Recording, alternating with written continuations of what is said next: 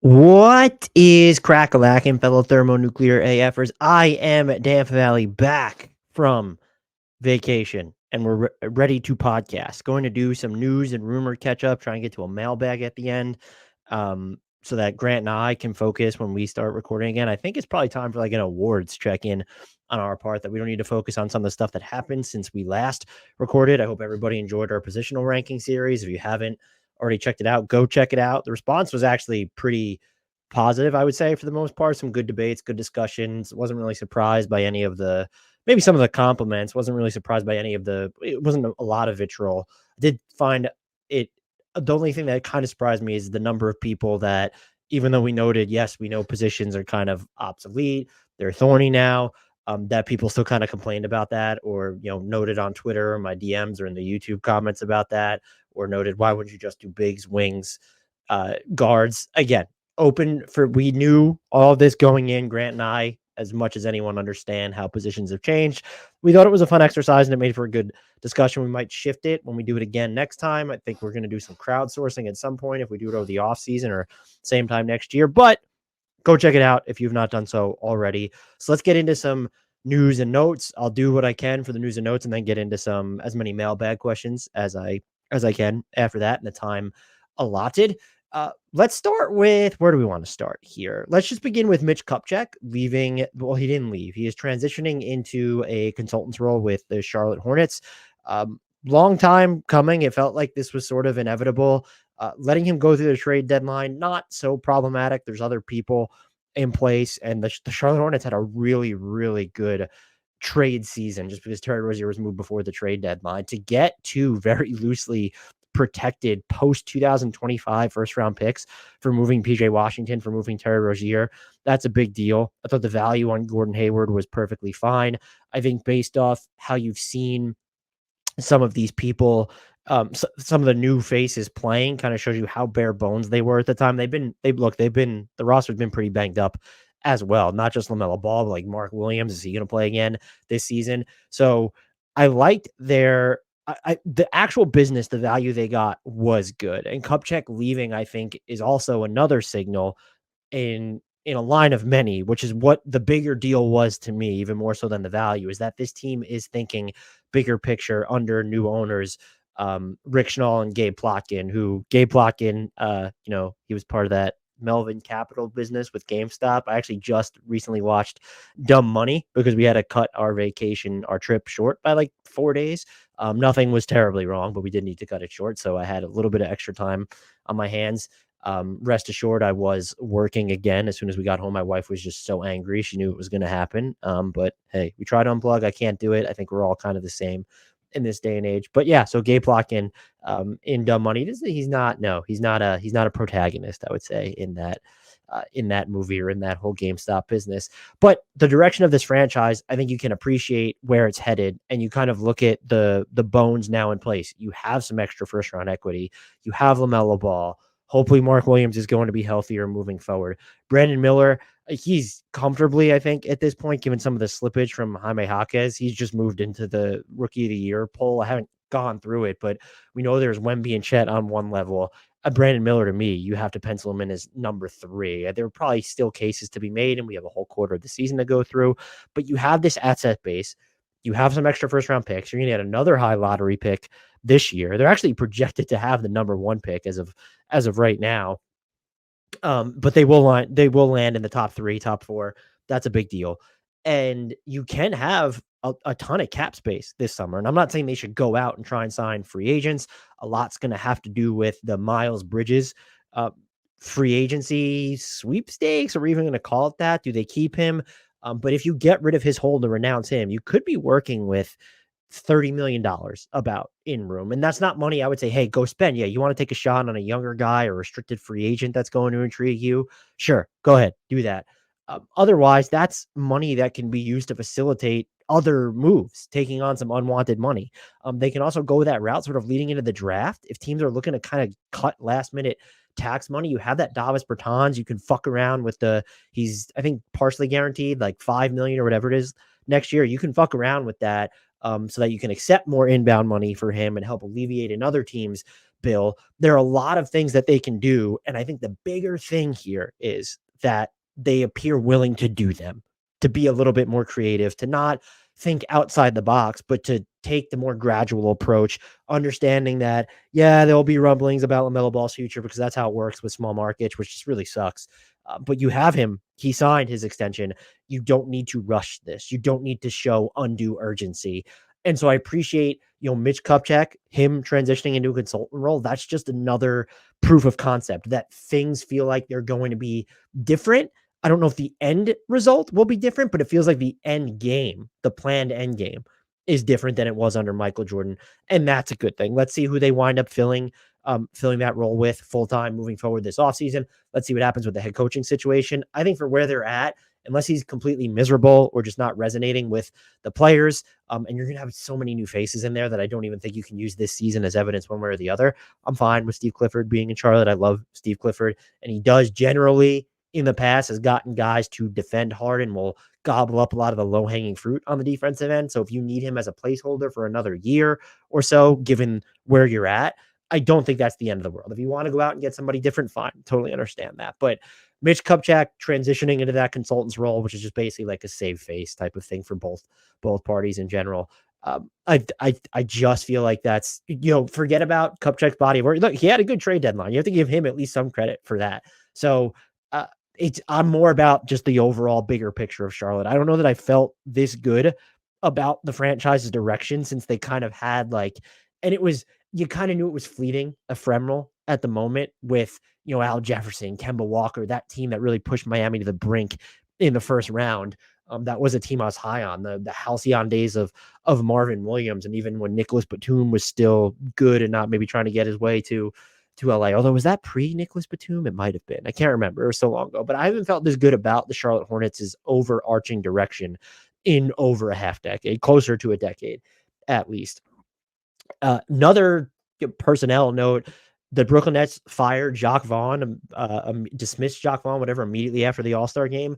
Not surprising based off the results you've seen from this season. You've had Mikal Bridges kind of bristling publicly. Even Cam Thomas has had not the most flattering comments about it, and he's had more agency under Jacque Vaughn, but they've butted heads in the past because of his role, the lack of consistency, the lack of volume behind it. Not as much of an issue this season, but it didn't seem like everything was hunky-dory there.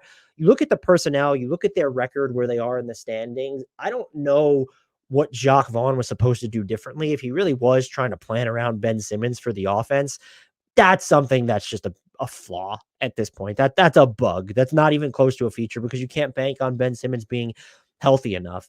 Sitting 12 games under 500 and outside the play-in, though, I think you can argue that they have underachieved. And even their defense is just their offense. It always felt like it could be weird with the lack of patented primary creators where it's okay, like Mikal Bridges can do stuff, Cam Thomas can do something, and you had Spencer Dinwiddie at one point, but there's no one that can do everything, be the primary scorer and also primary playmaker. That person does not exist on this team.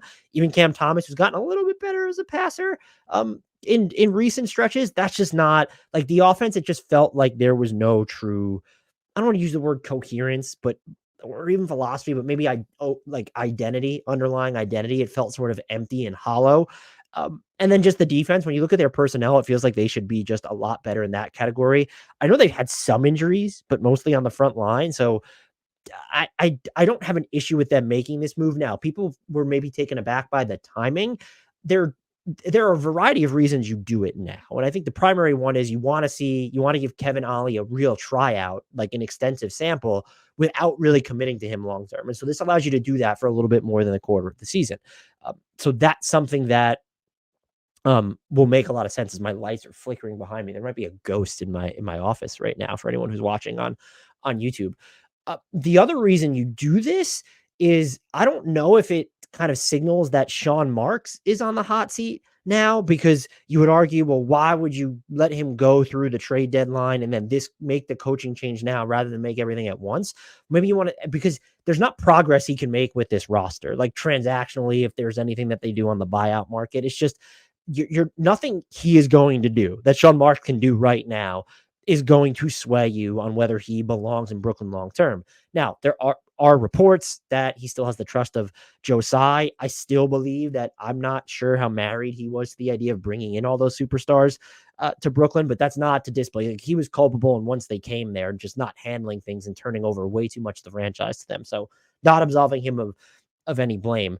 Uh, but you put Kevin Ollie in this position because you want to evaluate him. And I also think you make this move now because it shows that maybe you do. Don't hold me to this. Maybe they get rid of Sean Marks over the offseason, but I think you almost do it now to prove, or it shows that you have faith in Sean Marks to make this hire. He's going to go about the evaluation process with Kevin Ollie, see what he has in this roster as well, to where, well, maybe it wasn't just a Jacque Vaughn thing. It was more about the faults and foibles of the roster. And then you not only build out your coaching search from there, but then you build out how you're going to handle yourself over the offseason when it comes to not just addressing needs in free agency and as part of trade acquisitions, but, well, do we consider selling? Does it need to be a bigger move where we, parlay some of this Dallas draft equity, Phoenix draft equity into getting someone who is better than Mikal Bridges at the bare minimum? I would argue you need probably two someones that are better than Mikal Bridges. I'd probably one someone is fine as long as they're like top 10, top 15 material. But Mikal Bridges, I would still think I'm holding out hope for him to be a number 2, but he might be closer to a 2.5 or a 3. So that's going to inform all of this. And so I understand why you make this move, and it's not low stakes. It's getting out in front of something that was kind of deemed inevitable. I think Jacque Vaughn, though, he had quite a bit of guaranteed money left on his deal, like in terms of years and money. So good for him. He should still get paid, and he's performed well and just in Brooklyn, like in various. I know that they didn't close the season. That it was everyone was caught up in. Look at what Mikal Bridges is doing, and the Nets still kind of slipped, but the body of work beforehand fueled their place, cemented them into that 6th spot. But he I think he handled just some less than ideal circumstances during his time in Brooklyn. This season was just unimpressive. I don't fault him specifically for it. If players were unhappy with how the offense is being run, or just what's going on with the lineups or the direction or the identifying philosophies, then yeah, that's a big issue for sure. And this is just a team to monitor moving forward. They're super interesting, except when you really watch them play. Like, there are just moments. This is not a team that I've enjoyed watching this season. It'd be cool if Ben Simmons was healthier and you've seen kind of flickers and flashes of what they could be, especially in the open floor. And Cam Thomas has been fun. Everyone knows how I feel about Nick Claxton. I still really like Mikal Bridges, even though his defense has slipped and we haven't seen him make the offensive leap or even really take on the same offensive role that he had for half of last year. Just a team to watch now, though, because of the situation that they're in of, well, Houston owns our draft rights, but we have a ton of our own Phoenix picks. Could we make a consolidation trade of our own? Could we look at selling and maybe get some of our own picks back from Houston itself? They're approaching, it feels like, a variety of potential pivot points over the next 6 months or so. Other news here before we get to the mailbag. What else did we miss while I was gone? I'm sure it'll spring to me. Well, look, we should wade into the All-Star discourse. I'll give my 2 cents very quickly. I'll try and limit it to 5 minutes. I know people don't want to hear more about this, and I am recording this. You'll get a preview snippet of it because I'm going to talk a little bit about the Timberwolves shortly. But I am recording this before I now have a string of family obligations, including a wedding. So this is being recorded on a Friday, and it will be released on the full episode will be released on a Monday. But the All-Star stuff clearly outdated by then. I'm not really. I understand that the game needs to be more competitive, and I didn't watch it. It's one, as soon as they moved the All-Star game to after the trade deadline, or the trade deadline before the All-Star game, that freed people like myself up to maybe take some time off the middle of the season. I've always done a really bad job of doing that. This year I did it. I didn't watch any of the the All-Star Saturday night. I missed the dunk contest. I didn't see Sabrina versus Steph. Did see in retrospect that was great. I didn't watch any of the game. I saw the score, clearing 200 points for the East. Congratulations to them. I saw Adam Silver get big mad. Then people were complaining about it. How do we get players invested? I saw some people talking about, we'll give them more money. They get paid already for more money. And just like, it has to be commensurate with, the in-season tournament, they got paid more, but that included more obligations. And then Dan Feldman of Dunked On kind of noted in his daily dunks that when you prorate it, that the All-Star game is actually kind of worth more in a vacuum than it was to go through the play-in tournament. These guys are making so much money, especially when you're dealing with, we're not even talking about entire teams now. We're dealing with the cream of the crop. I don't know that money's ever going to be an incentive. And you have players media members, the league itself worried about it being competitive. We've heard that there have been conversations. Andre Iguodala talked to players. I think Joe Dumars was worried about it, and they thought there was going to be buy-in. Then you talk about players, or players talk about how it needs to be competitive, and then they come out after and say, yeah, it wasn't competitive. We wish it was, but we're happy that nobody got injured. And like, I get it. And so it's just, you don't want to see someone suffer an injury. You don't want to see, granted, Paul George was playing for Team USA at the time, but something catastrophic like that leg injury, or even something as, like when we had the broken nose fiasco, like how many years ago was that? 10 plus at this point. You don't want to see that happen in the All-Star game. And I honestly think the demands on the players during the weekend make it so that it's never even a rest for them. And so then they're trying to squeeze in their rest, and they're going to travel immediately after. And we're even seeing it now where LeBron's going to miss the Lakers' first game back. And it's because yes, he's listed he has an injury, but it's actually because they're going to extend his All-Star break is basically how I'm viewing it. And we've seen that happen before, I believe. So I don't know how to fix it. I think there are things you could do to make Saturday night more interesting. Let's see more of the Steph versus Sabrina stuff. That was really cool. I am among the throng of people that want to see the shooting stars come back. I always really enjoyed that. I really like the 3-point contest in general. I think that's still good. You could take it or leave me with the skills challenge. Maybe we could adjust it to speed it up a little bit. Would be nice. When it comes to the game itself, I'm not a fan of, I've seen people also propose, the winning team, the winning conference gets home court advantage in the NBA finals. We have people complaining enough that the regular season doesn't matter. And so we're going to kneecap it even further by taking away the importance of having the top seed or the better record among the two remaining teams when it comes to the finals. I just can't get there.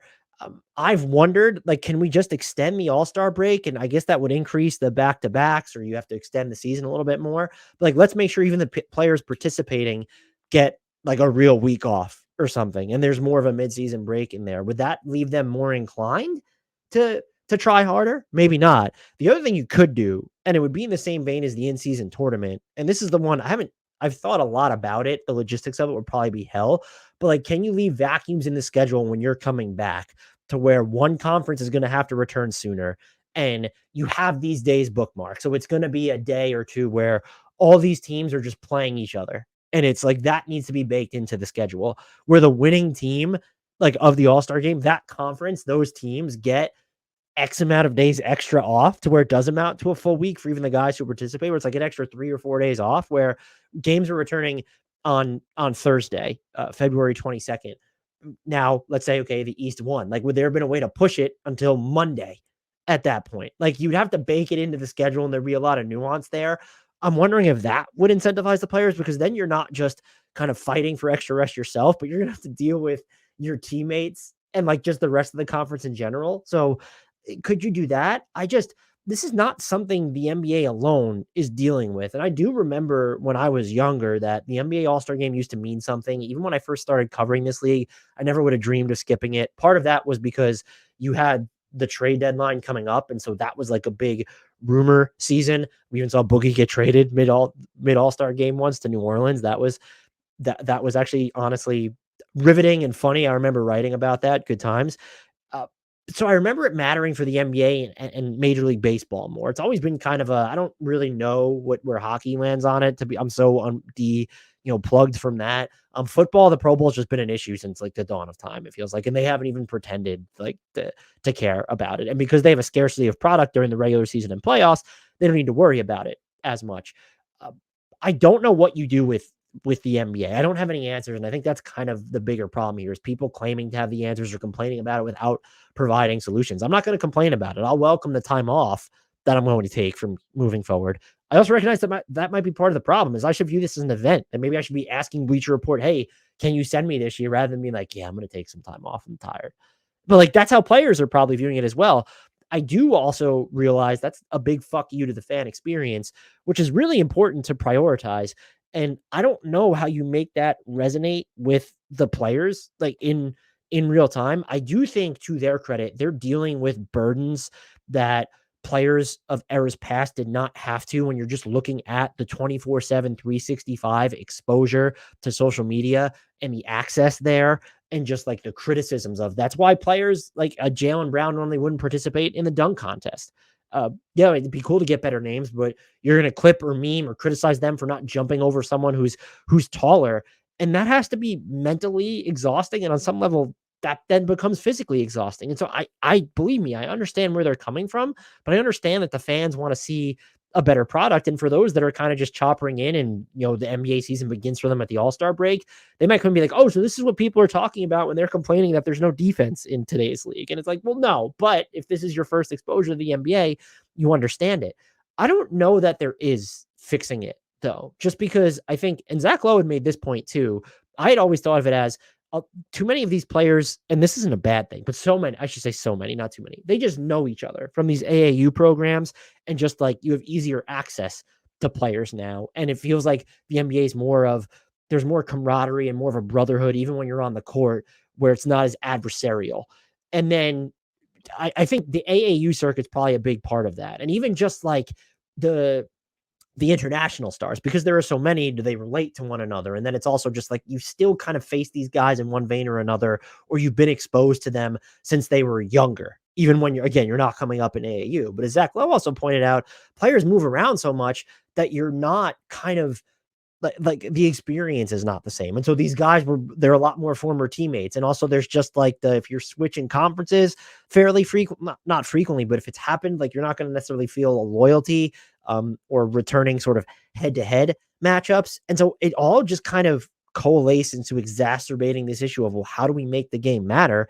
And I do think there should be a sense of responsibility among the players more than there is. I get wanting to protect themselves as an asset, protect their team's future by not wanting to get injured.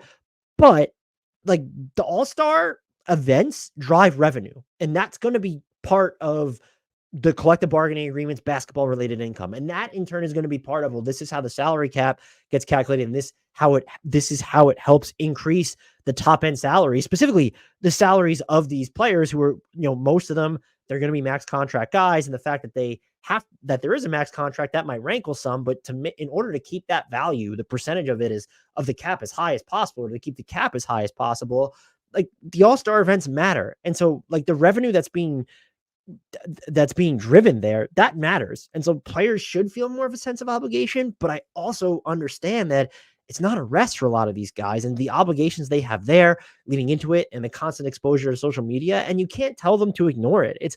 I get a kick out of when I see people saying, oh, so-and-so really searched their name on Twitter. And it's like, human curiosity gets the best of you at points. If you know people are talking about you, you're having a really bad day. Like it's normally not a thing that you do out of, I want to see what people say about me. That's nice.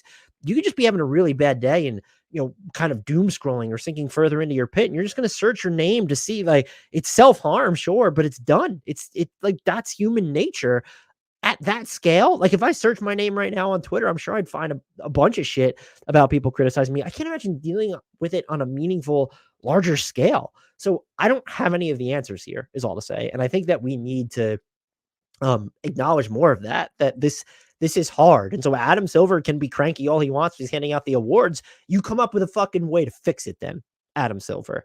And it can't just be, well, the players promised. Like everyone here is going to be responsible in doing it. And again, I don't know what the answers are here. The next thing that might be worth talking about, and I don't know how many people actually care about this, but sort of the discourse where I'm not going to talk about Doc Rivers. I missed that whole thing. I mean, aside from just, dude, like, some of these unsolicited responses, my God, like everyone, like you don't need to deflect to that degree or come off as, I didn't really want the job from Adrian Griffin. This is just, there's 30 of these NBA head coaching jobs. You're going to invariably step on someone's toes. And I don't really think just because the Bucks use you as a consultant, no one was attributing Doc as, scheming and plotting behind the scenes to get Adrian Griffin out of Milwaukee. But JJ Redick talking about, not just Doc Rivers and calling him out, but then using it as, he had effectively said, I had this breakdown of the Pelicans, how they've been using Zion. That got 54,000 views on YouTube for my podcast. I say something on ESPN about Doc Rivers calling my former head coach, and it gets millions of views and engagements. And ESPN uses it across its programming for days at this point. It becomes a subject. And then he questioned whether fans want to be educated. JJ is not wrong about what sells where it comes to, yes, if we do it on this podcast all the time. If I post a video, like even our long form podcast, I'm sorry, they're taking off my humility hat, which I'm not wearing anyway at the minute. Grant and I are really fucking good at what we do. And the long form episodes we put out, our commitment to putting out content while not having it. Look, there's the Dunked On guys are on a different level with the amount of content they churn out. Most of it's behind a paywall. I don't know of another independent podcast with the same host that is putting out more content than us or is more committed to trying covering the entire league. Our long form stuff just doesn't sell. But if I throw up a short, like that might go viral and that's going to get us 15 subscribers per 30-second video, sometimes even shorter than that. That's the stuff that gets shared the most. That is the climate we live in. And now there are a bunch of different ways to look at it to say that there's just no hope. Now, how much of that falls on media outlets, content creators like Grant and myself to get people engaged? We've seen, look, the Dunker Spot guys, Nekias Duncan, Steve Jones, like they're huge. And JJ Redick's podcast, they're huge and they're really going into the weeds. So there is a market for it. So is it on the responsibility of the ESPNs, of the Bleacher Reports to have this higher brow educational stuff? I think the league could do a better job of marketing it. That's absolutely for sure. And having, everything blacks in our Discord, join our Discord to have those discussions, pointed out ESPN could do a better job of putting together shows where the hosts have actual chemistry and knowledge of the sport.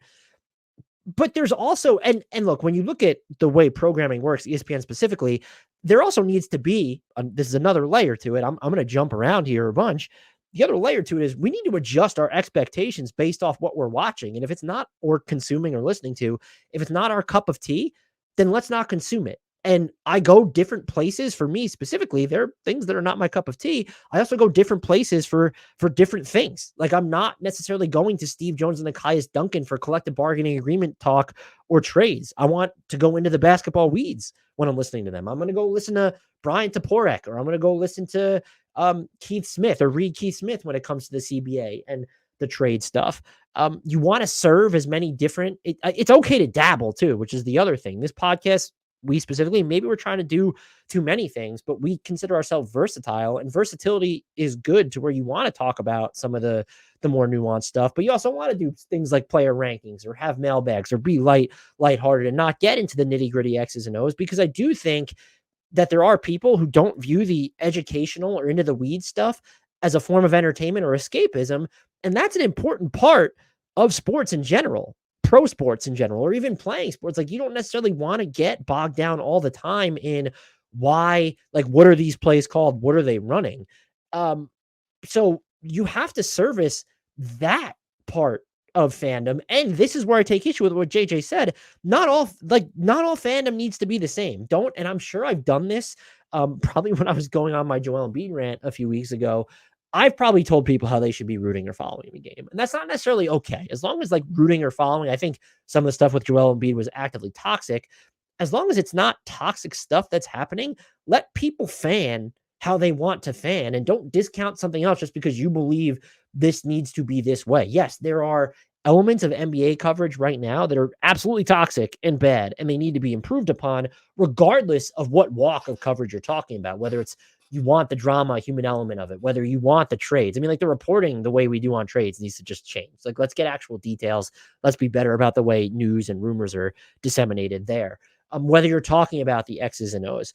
And can you also, if you want to try and tap into more of the nuance, more of the nitty gritty X's and O's stuff, present it in a way where it can be entertainment, and be prepared to invest in it even when it's maybe not drawing as many eyeballs. So those are things that can be improved upon, but we also need to recognize that we don't just exist in our Hardwood Knocks bubble or our NBA Twitter bubble. That is not representative of the larger population of sports fans. I think a lot of them, especially if you're just a casual NBA fan and you're trying to root for the NFL and the NBA and MLB all at once, you're not going to go, or if you want to even cover the entire league, follow the entire league, you're maybe not going to want to care about play breakdowns of the Charlotte Hornets. You're going to want more of a general snapshot, or you're going to be attracted to more of the transactional aspect or just the macro human element, some of the dramatics. And if that's why you follow the league, that's fine. Like, I'm not going to criticize you for doing it that way. And we also need to adjust. It's not just accepting all different types of fandoms and different types of coverage that are, again, I don't want to like misogynistic coverage and all that shit. There's toxic coverage. I don't want to see any of it. And that's the stuff you call out. but you also have to adjust your expectations based off what you're consuming. Yes, you might not like what Stephen A. Smith has to say about the NBA or what these halftime shows have to say. And look, the NBA halftime show for ESPN, if you take issue with them saying so-and-so just wants it more, that's something to take issue with. If you're mad that Stephen A is not going on First Take and doing a play-by-play breakdown of the Chicago Bulls' half-court sets when DeMar DeRozan's on the bench, when you're tasked with, and we'll use Stephen A. Smith's level, responding or commenting on everything in sports, the level of nuance is going to be diluted, and you need to adjust expectations accordingly. Whether you should ever have someone commenting on all sports, that's a separate discussion altogether. But let's use this podcast as an example. And I get into this when I'm having debates. Sometimes it's happened in Discord. Sometimes it happens on Twitter. It definitely happens on YouTube all the time.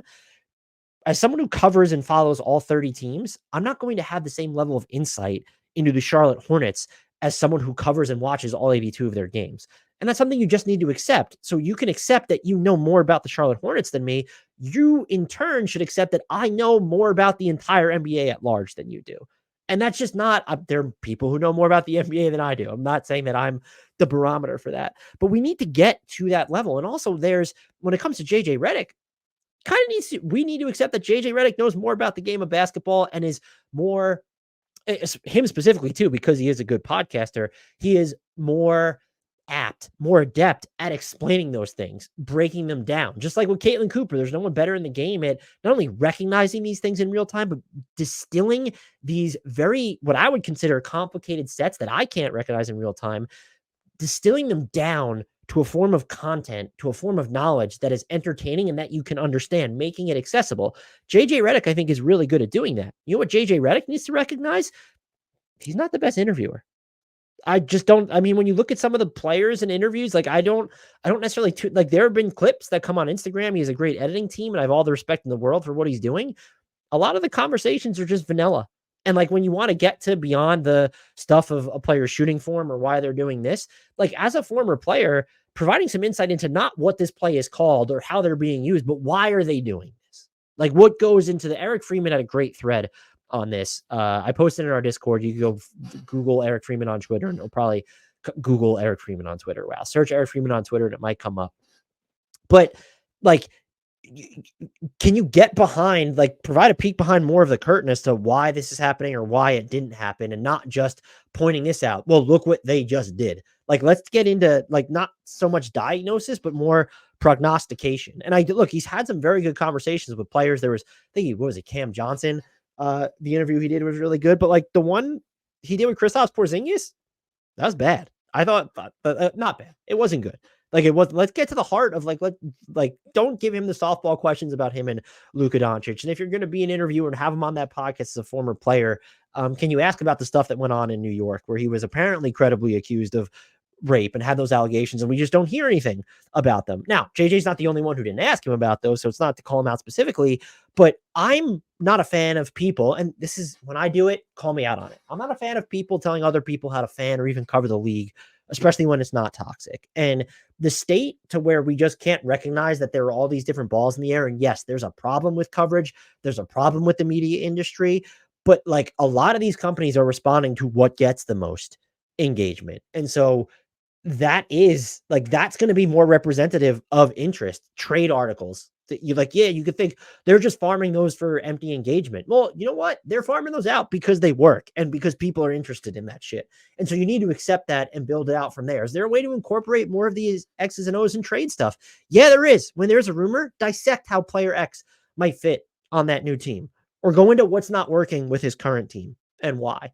And there's not enough of that. They're just like kind of regurgitating the rumors. Or again, I understand that you get on First Take and you're seeing some surface level analysis on the NBA specifically if you don't have JJ Redick or on any TV programming, if you're not going to have, Tim Legler on there, or there are some podcasts that might do it that way. You are able to curate your own content and consume what you want. I'm not saying that excuses a lot of these other people, but it's okay that there are different types of fandoms and different forms of content. And I don't think it's fair to put the onus on fans if they don't want to be super educated about the X's and O's of the games, because they I don't find a lot of I like documentaries and I do like reading certain books. I'm like, I was big into I won't even I went into the whole It was the painkiller, I don't want to call it epidemic, let's say, of kind of started in the 90s and it's still really out there. It's like I read books and researched on that. I read books and watched documentaries on the housing crisis. That stuff, it wasn't escapism.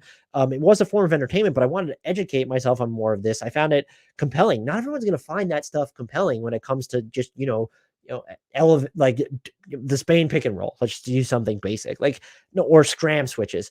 And so not everyone's going to want to be interested in that. That's okay. And you don't put the onus on the fan that they don't want to be educated when your outlet specifically is not even attempting to do that on a regular basis or even in a mainstream capacity. That's where I land on it. I'm probably wrong on a bunch of stuff. I don't have solutions to it. I just don't know that the media industry is broken. I'm just not sure if the level of coverage is as broken as people lead to believe. And maybe it comes from sort of warring where have national programs, podcasts been reticent or hesitant to accept like the more localized content as being super valuable and not recognizing more of the independent creators? Maybe that's where some of the disconnect comes from. And I think a big part of it is a lot of fans are creators. Even if you cover the entire league, you might identify as a fan of one team. And so there's going to be stuff that you're just inherently more passionate about, which will then incite like a different level degree of response. And so that to me doesn't mean that anything is necessarily broken. I just think that the inability for all the different types of content like in different ways to follow, cover, fan over the game, they should be able to coalesce better, harmonize better, synchronize better than they have currently. And that's the aspect of coverage that I think is probably broken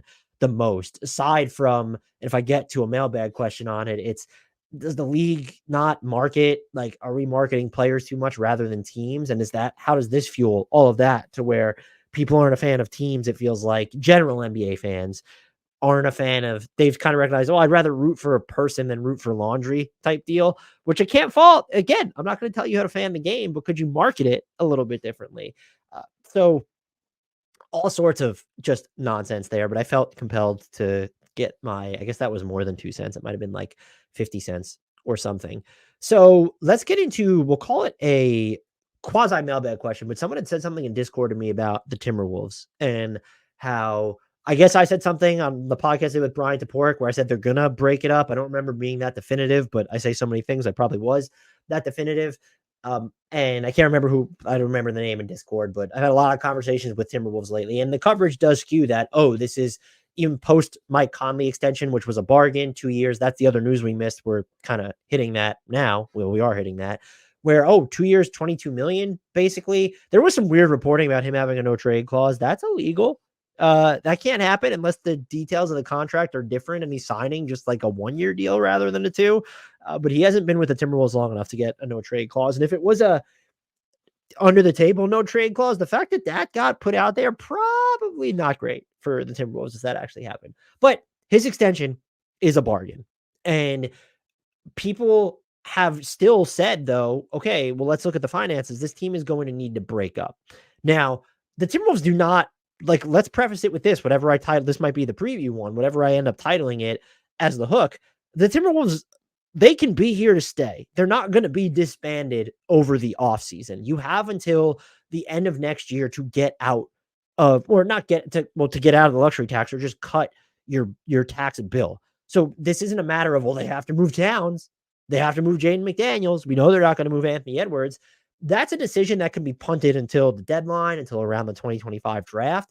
They can wait on that. I also think we need to wait and see the playoffs before we decide what this team does. And I mean that on both sides of the fence. To me, the Mike Conley extension doesn't mean, well, yeah, they're preparing to pay like a 9-figure tax bill.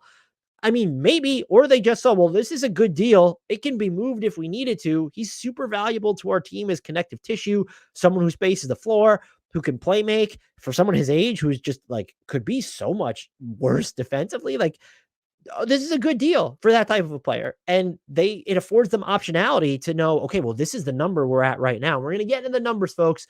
Don't you worry.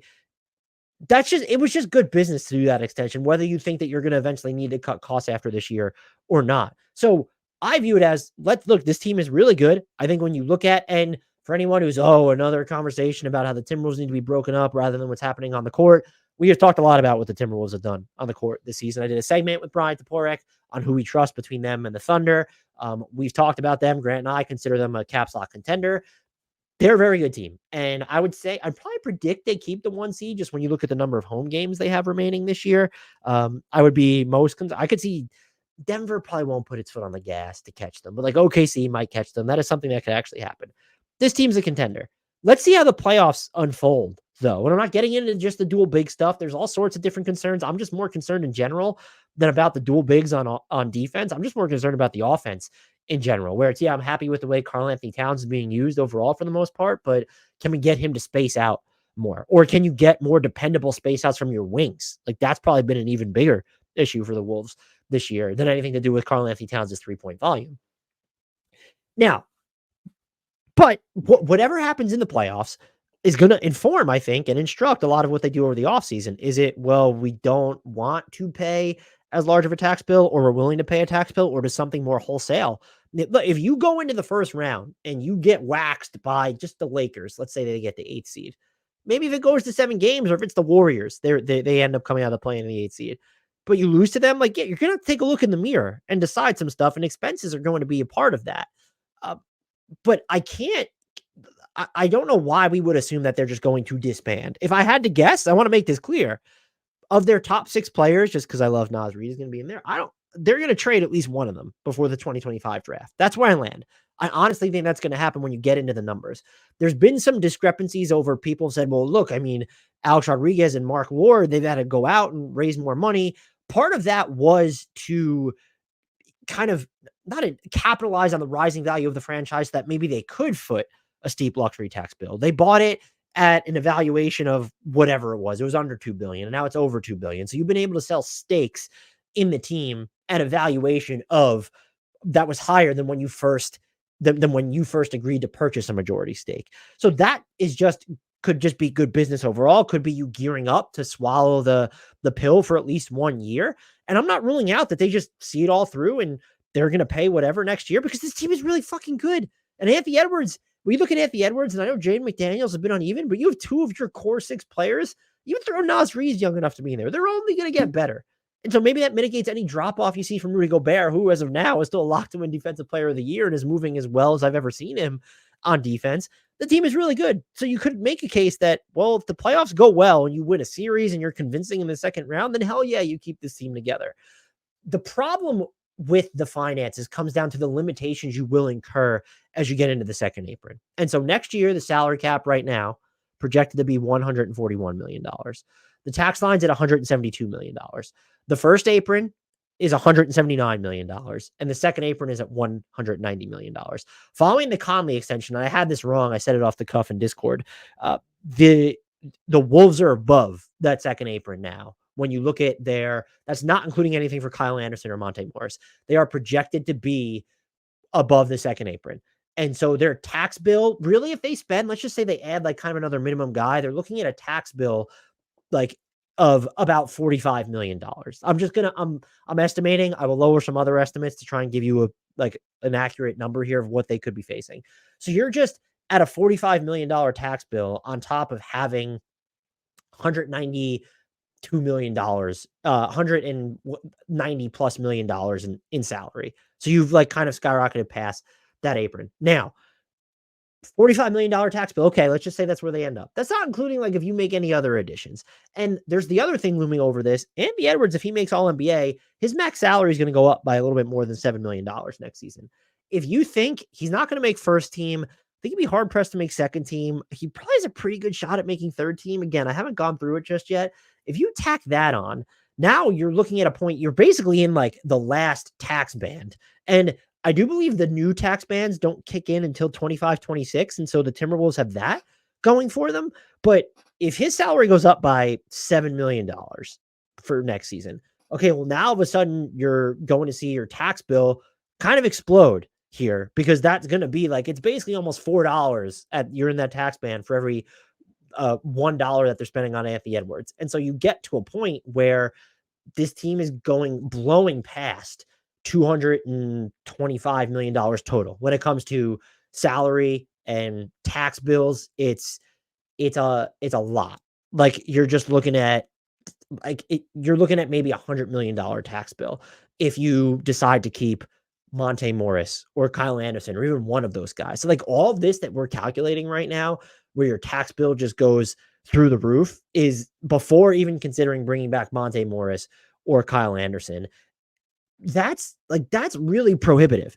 And the issue here, though, is why you might see them make a move is that if you decide you need something more significant, once you're in this isn't about ducking the tax entirely. It might just be about hovering inside that first apron. One, because it's cheaper, like your tax bill just comes down, but you have more flexibility to where if you're going to be a second apron team, like you just can't use exceptions beginning next year. Like it just becomes so punitive. Your draft pick 7 years out becomes frozen. And also you're kind of starting the repeater clock where if you're in the second apron 3 out of 5 seasons, your first round pick will automatically move to the end of the round beginning next season. And so, no, you don't have to worry about that imminently, but do you want to start the clock on that? You can't use your trade exceptions that you created up in the prior year. You can't use cash in trades. You can't use even the taxpayer mid-level exception. You become so limited that you can't improve your team.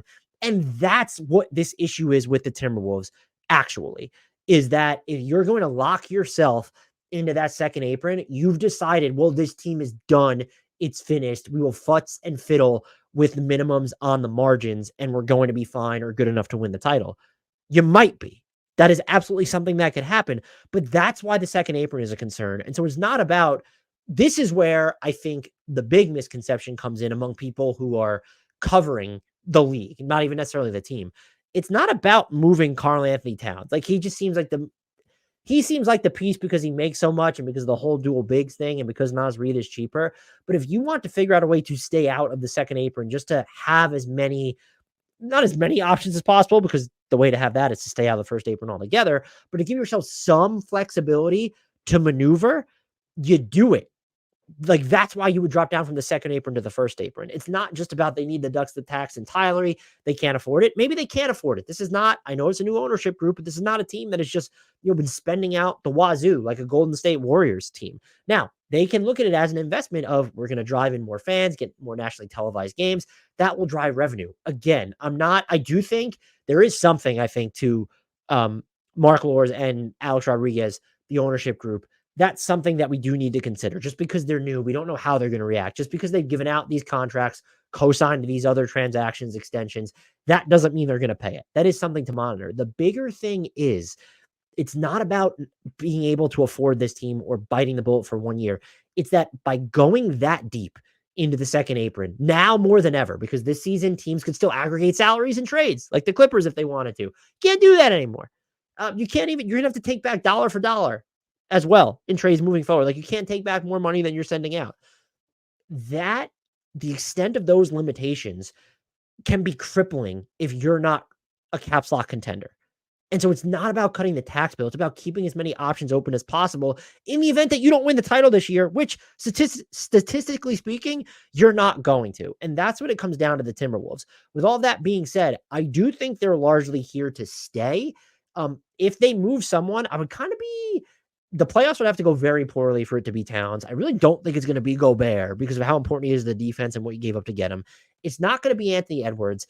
It's probably too early to say Jaden McDaniels, uneven season. Maybe you think you can approximate his value with a player you're getting back as well as some first round equity. It feels like it would be a Naz Reid situation. Like that's the guy I'm circling where if you can get a good first round pick or just 2 whatever picks and maybe a cheaper like rotation player in a pick, that's something they could look at if it's going to help them either get, are they going to get to a point where they can duck that second apron and stay, within the first apron, or where it's, well, we decided that we need to pay, it's not going to be Kyle Anderson, but we need to pay Monte Morris instead. And like, we're going to replace that. Or is it just you want cheaper labor because you are trying to cut costs? And it's, well, if we get a rotation player and a first round pick for Naz Reid, which I think you could, like you look at OKC, San Antonio, they've got some extra firsts that they'd be willing to part with. And then maybe just a player that could help you. San Antonio doesn't have as many of those guys. OKC certainly does. Other teams could get involved. They might just be saying, okay, we can get more bang for our buck by splitting Naz Reid up into 2 salary slots, let's say, one of whom is cost controlled because he's a first round pick or a trade asset because they're a future first round pick. That is a scenario I could see happening. I wouldn't predict it at this point, at least not before the trade deadline. So there are two big misconceptions here. The Timberwolves don't need to bust it up this summer. They don't even need to bust it up before the 2025 trade deadline. But the bigger misconception is if they bust it up or trade one of their top 6 guys, it's not necessarily because they want to cut costs or they can't afford it. It might be.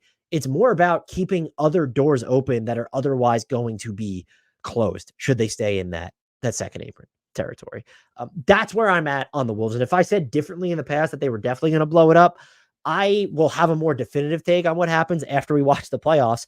And I think everyone involved, whether you think that they should keep it together, that this team as constructed is worth paying what could be $100 million tax bill, or whether you think they need to break it up, I honestly think that we should watch the playoffs and then we can go from there. How's that for a spicy Timberwolves take?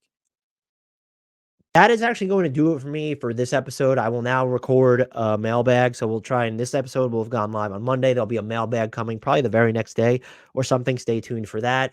Until next time, as always, please remember to rate, review, subscribe, follow us across all platforms. Ratings and reviews can help us a lot on Spotify and Apple. We did get voted down. I think it was on Spotify. Maybe that was our player ranking. So go over there, 5-star reviews.